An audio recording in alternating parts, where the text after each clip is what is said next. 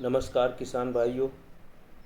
आपको एक बहुत ही सुविधाजनक यंत्र के बारे में पता ही होगा जिसका नाम है मिट्टी पलट हल या एमबी प्लाऊ।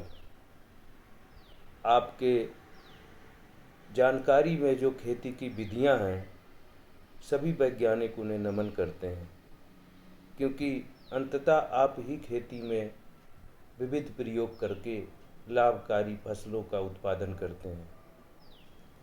थोड़ा सा आपको बस बताने की इच्छा है, क्योंकि ज़्यादातर तो आप सब जानते ही हैं। आपके सामने ये गहरी जुताई चल रही है। ये गन्ना समिति से आपको एमबी प्लाऊ किराए पर मिल जाएगा।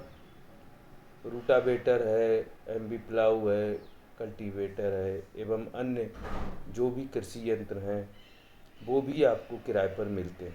तो एमबी प्लाऊ के बारे में बता रहा था।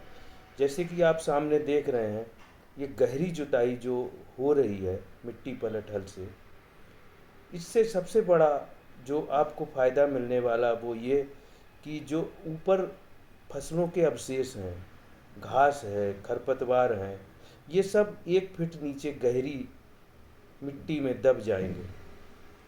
इनके सड़ने गलने से इनका कंपोस्ट बन जाएगा, क्योंकि परत टूट चुकी होगी, मिट्टी की कड़ी परत टूट गई है जुताई से।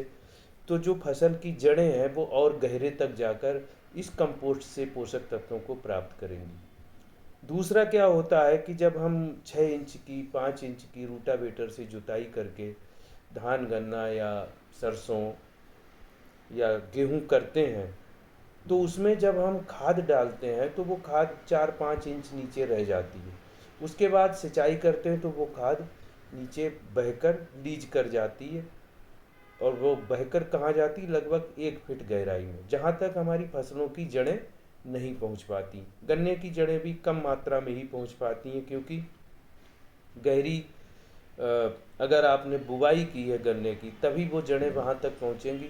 अगर गहरी बुवाई नहीं की है तो वो भी जड़ें वहाँ तक पहुँचने से रह जाती हैं, जहाँ पर हमारी फसलों में एनपीके, डीएपी या अन्य जैविक पोषक तत्व हैं या मल्टीविटामिन है या आपने कोई जाइम वगैरह लगा रखा है, तो वो जो पानी में बहकर तली पर बैठ जाता है, वो गहरी जुताई होने से मिट्टी पलट हल द्वारा ऊपर को वापस वो मिट्टी आ जाती है।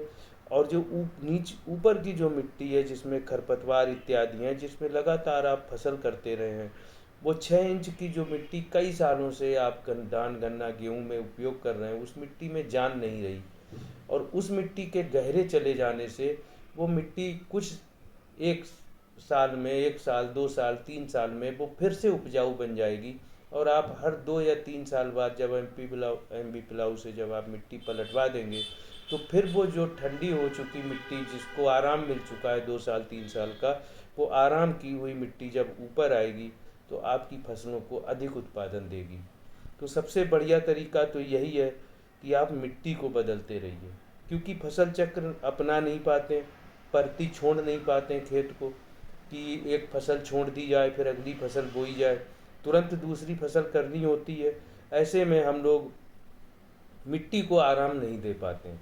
जब मिट्टी पलट हल से आप मिट्टी को पलट देते हैं, तब आपकी वो मिट्टी 2 साल 2.5 साल 3 साल के लिए आराम करने नीचे चली जाती है, और नीचे की आराम कर रही मिट्टी ऊपर आ जाती है। तो आपकी फसलों के लिए अधिक उत्पादन देने की क्षमता उस मिट्टी में होती है जो गहरे में पड़ी हुई है। हमारा आपसे अनुरोध है कि आप अगर गन्ना आपने काट दिया है तो आप एमबी प्लाऊ चलाकर उसकी पताई और जड़ों को सबको नीचे पलटवा दो। और यदि धान के अवशेष पड़े हुए हैं, अभी आपने जुताई नहीं की है, तो आप उस धान की फसल को पलट दीजिए। जब आप सरसों बो चुके हैं, सरसों की पलट फसल कट जाए तो फिर आप एमबी प्लाऊ चलाकर उसको पलट दीजिए। इस तरीके से हर फसल को आप एक बार 2 साल के अंदर आपके पास जो भी फसल कटी है उसको आप पलट दीजिए। बहुत बहुत नमस्कार।